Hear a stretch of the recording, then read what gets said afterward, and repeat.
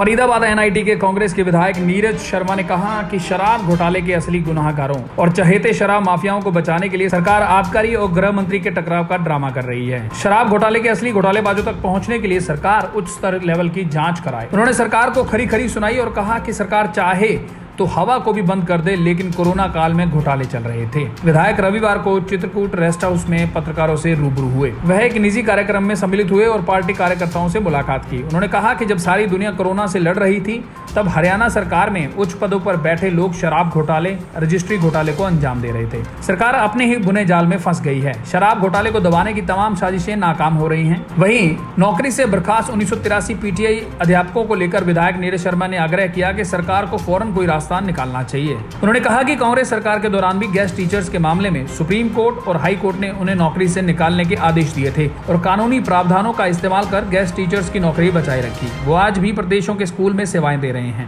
मौजूदा सरकार को भी 1983 पीटीआई की नौकरी बचाने के लिए अपने विधायी शक्तियों का इस्तेमाल करना चाहिए, क्योंकि सरकार का काम रोजगार देना है, छीनना नहीं। विधायक ने कहा कि कोरोना महामारी से निपटने के लिए भाजपा सरकार की ओर से कोई ध्यान नहीं दिया जा रहा। हरियाणा में कोरोना के केसों की संख्या लगातार बढ़ रही है। जब हरियाणा में कोरोना के केसों की संख्या कम थी तो पूरे प्रदेश में लॉकडाउन था।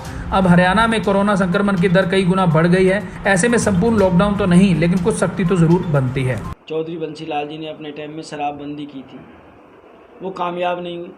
उस शराबबंदी के समय शराब माफिया पूरे हरियाणा में डेवलप हो गया था। ये आप एक आध जिले की बात या एक आध आदमी की बात क्यों कर रहे हो? कोरोना के अंदर ऐसी कौन सी गली कूचा चप्पा चप्पा था जहां शराब नहीं बिकी?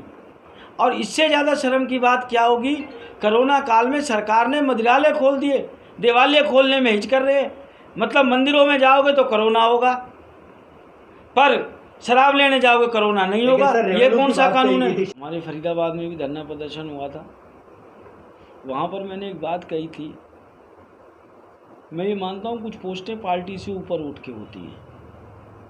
प्रधानमंत्री एक पार्टी के नहीं हो सकते, पूरे देश के हो सके।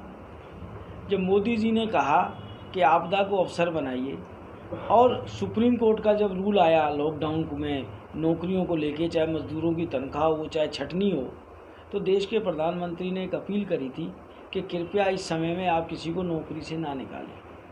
परंतु बड़ी दुर्भाग्य की बात है कि ये सरकार देश के प्रधानमंत्री की बात नहीं सुन रही है। आप सरकारी महकमों में से उन लोगों को निकाल रहे हैं जिनके कोरोना काल में कर्फ्यू पासिस बनवाए हैं आपने, उनसे काम लिए। आज 4 दिन में ऐसी क्या बात हो गई कि आपको उनको निकालना पड़ा? दूसरा, हमारे शहर से केंद्रीय मंत्री हैं कृष्ण पाल गुर्जर जी। मैंने ये भी कहा था कि बड़ा सौभाग्य है हमारे शहर का। चुनाव वो भाजपा से ज़रूर लड़े थे, भाजपा के प्रत्याशी थे, पर केंद्रीय मंत्री वो पूरे देश के हैं। वो एक व्यक्ति के, एक पार्टी के नहीं हो सकते। ये संवैधानिक पोस्टें हैं। और मैंने कहा हमारे ज़िले का सौभाग्य था कि पहले 100 व्यक्तियों में नाम हमारे ज़िले का आ गया। भारत सरकार की कैबिनेट में 100 से कम व्यक्ति होते हैं कि जब 370 का मसला हल हो सकता है। मैं 370 का जिस दिन मसला हल हुआ, मैंने खूब समर्थन किया। मोदी जी ने बोला कोरोना काल के अंदर आप दिए जलाइए, हमने दिए जलाए। आपने बोला स्वागत करिए कोरोना वॉरियर्स का, हमने वो भी किया। आप इन पीटीआई के जो 1983 अध्यापक हैं, जिनका सुप्रीम कोर्ट की वजह से आप लोगों ने बाहर किया है, सरकार आपकी है, आप केंद्र सरकार से बात करें। अब तो प्रभु श्री राम जी का मंदिर बन गया कोर्ट कचहरी में इतने दिन लंबित रहने के बावजूद, तो आप उनके लिए कोई ना कोई रास्ता निकालिए। चाहे मर्सी पिटीशन लगाइए, चाहे राष्ट्रपति जी से विशेष परमिशन लीजिए, चाहे लोकसभा में पास कराइए। सरकार चाहे तो मेरा मानना है हवा भी नहीं चल सकती, कोई बहुत बड़ा मुश्किल काम नहीं है। और आज ये जो पीटीआई अध्यापक हैं, इनका मेन काम क्या है? बच्चों को खेलकूद के प्रति प्रोत्साहित करना, इम्यूनिटी बढ़ाना। कोरोना में सबसे ज़्यादा ज़रूरत इम्यूनिटी की है। आपने एक झटके में 2000 ये पीटीआई अध्यापक या अध्यापिकाएं ना देखें आप इनको, ये 2000 परिवार हैं। और जब एक घर में एक तनख्वाह जाती है ना जी, उसके साथ इकोनॉमिक्स ये कहती है कि 100 परिवार जुड़े होते हैं। ये 2 लाख लोगों के परिवार की चीज़ें हैं, बच्चों के भविष्य की बात है।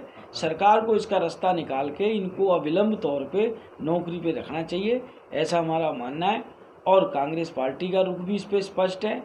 जब तक स्पष्ट नहीं था, मैंने तो फरीदाबाद में भी कहा था, चाहे मुझे अकेले को आवाज़ लगानी पड़े, हमारी प्रदेश अध्यक्षा हों, हमारे CLP लीडर हों हुड्डा साहब, हम लोग पूरा का पूरा इनके साथ हैं। और रणदीप सुरजेवाला जी ने पीछे प्रेस कॉन्फ्रेंस करके कोई एक्ट वगैरह भी बनाया था, उसमें सरकार को रास्ता भी सुझाया कि आप चाहें तो ये काम करें जिससे कि इन परिवारों का भला हो। देश विदेश की तमाम खबरों से जुड़े रहने के लिए सब्सक्राइब करें सच कहूं और बेल आइकन प्रेस करके पाएं हर लेटेस्ट अपडेट सबसे पहले।